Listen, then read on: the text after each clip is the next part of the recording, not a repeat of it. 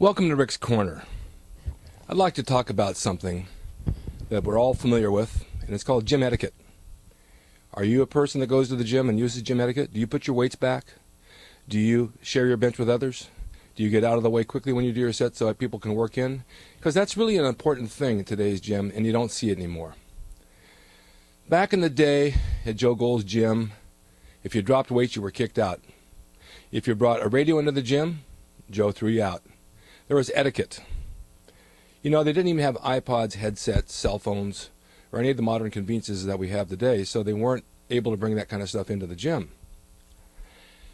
There were no distractions in our training. We focused on our workouts. It was very important that we had mental capabilities to train, follow our sets, our reps, and not be distracted by outside influences, and there were none.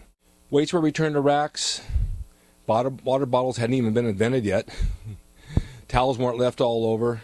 There wasn't even cubby holes. You had a clothing rack upstairs where you hung your clothes, and it was a trust factor that nobody would steal them. But most people didn't even bring their clothes to the gym. They came in their gym clothes and they left in their gym clothes. Joe built a shower because he said it was up to code. You had to have it to have the building. However, most of the guys didn't even shower. A few of them did, and some of the women did, and they showered together. But remember, it was the 70s. It was free love. It was a whole different ball game. I remember being in the gym one time, and I went to take a shower, and I'm sitting there soaping up, and I turn around, and I hear this voice say, "Hey, could I borrow your soap?" And it was a girl. And I thought, what? What are you doing in here?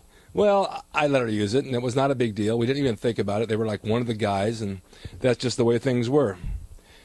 If you wanted to work in on a bench, you asked, and people let you, and they would help push you through your sets. They really were motivational.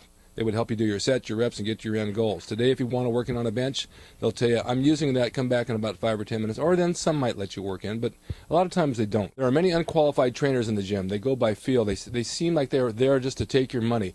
I see a lot of trainers talking on cell phones when they're training clients, and a lot of the clients talking on cell phones as well, and they don't seem to care. They just want to count their reps, 2, 3, 4, 5, and they're done and they get their check. We didn't have trainers back then. We trained alone. If there was a personal trainer, they were few and far between, and they were probably, Zabel Kozuski was one. He trained Elvis Presley. That was a specialty. He trained some superstars, and he trained them late at night in Westwood on top the, I think it was Monty's Steakhouse. 2 in the morning, Elvis would pull in, go up, train with Zabel, and 2 in the morning, 2:30, 3 o'clock, he'd leave. No one even knew that he trained. I had no idea that was going on until I asked one day, "Do you train people?" And he says, "Yeah, I train Elvis." I was like, man, I'd like to be there to see that. That'd be cool. People sit on machines, socializing, reading books, texting. It's a big factor in the gym.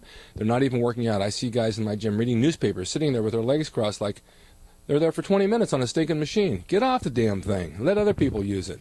This is the way it was back then. People got in, they got out. They didn't sit around and pick their nose and talk to others while they're training. They did their job. Sure, we kidded around. We had a good time.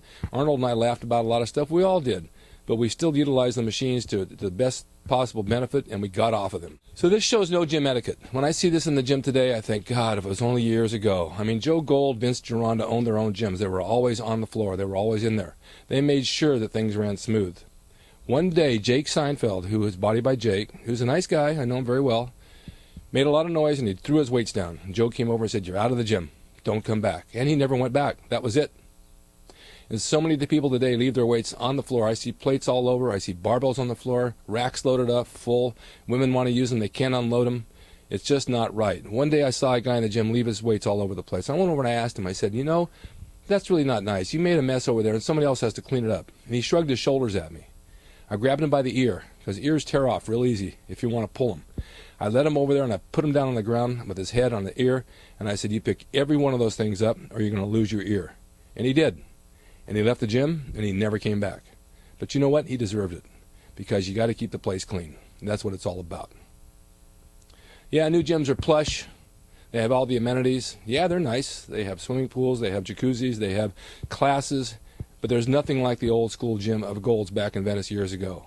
You parked your car, you walked in the back door, you did your thing, and you left.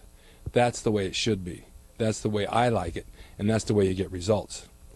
But we have 24-hour, we have Gold's gyms all over that don't really follow code to the real gym of Gold's years ago, and we have so many fitness clubs, and they're all over the place, and rightfully so. They have to run their business, and they do what they do, and people do train, and today's people are working out more than ever, and I'm really happy to see that.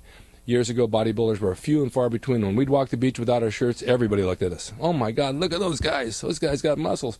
Well, today I'm happy to say that a lot of the guys have muscles and a lot of the guys have abs, and it's a nice thing to see that people are taking it serious.